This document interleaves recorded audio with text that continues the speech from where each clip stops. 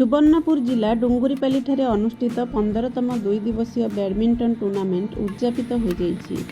डुंगुरीपाली badminton association पक्षर आयोजित प्रतियोगितार उद्यापनी उत्सव में अतिथि भाव सोनपुर सांसद प्रतिनिधि सानंद मेहर, राजेंद्र पंडा, उमेश पुजारी, किशोर विश्वाल, विकास हाथी, सुरेश प्रधान, नितेई पाल, सीताराम मेहर, बिहारी कठोर प्रमुख जोग देइथिले। उद्यापनी मैच गुड़िक बहु रोमांचकर होइथिला। दर्शक मध्य अर्धरात्रि पर्यंत मन भरी उपभोग करथिले। खेल रे विजय हासिल करिथिबा खेलाड़ी को अतिथिगण ट्रॉफी देई पुरस्कृत करथिले। परे कमिटी पक्षरु मध्य अतिथि को सम्मानित करा जायथिला।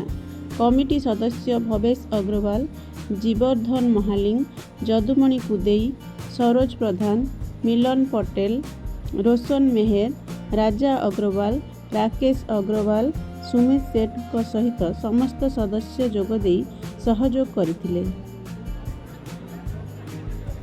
मैं तो धन्यवाद देमी जेन ऑर्गेनाइजर अच्छा आम डुंगरीपाली बैडमिंटन एसोसिएशन को दीर्घ 15 वर्ष है अंचल जेन क्रीड़ाविद माने अच्छा सपोर्ट करुचन। इटा ये अंचल क्रीड़ाविद माने टूर्नामेंट द्वारा सुजोग पाउचन प्रतिभा के देखाबार लगी। तार द्वारा इनु नुआ प्रतिभावान आमर जे खिलाड़ी माने अच्छन से माने आगे आसी पारुचन आ प्रतिभा देखई पारुचन, खेली पारुचन।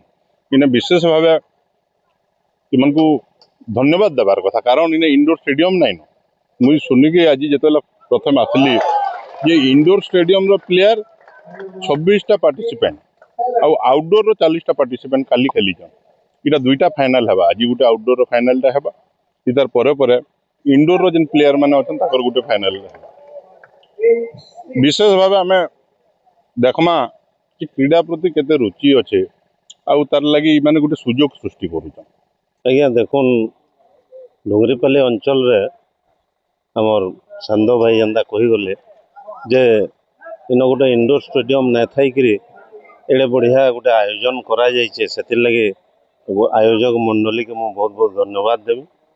तथा आमर ये एरिया गोटे कृषि प्रधान एरिया होकर भी इनर प्रतिभा जे राज्य स्तर के पहुँची पारिछन। सेतिर लगे मुई आमर ये अंचल युव प्रतिभा मान को आउथरे धन्यवाद देबी। आर तांकर जेन प्रतिभा गुड़ाक अच्छे ई प्रकार जदि प्रोत्साहन दिया जिबा आगामी दिन रे आमर ये अंचल रो इंटरनेशनल प्लेयर भी बाहरी पारबे।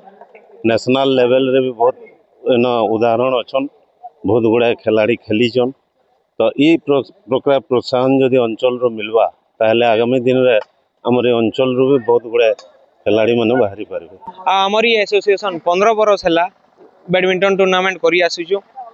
एटा 15 मेंस डबल बैडमिंटन टूर्नामेंट गुटे हेइचे, जेंथिरे आमे ऑल ओडिसा रो सब डिस्ट्रिक्ट रो टीम माने डाकिकिना गुटे टूर्नामेंट ऑर्गेनाइज करलो।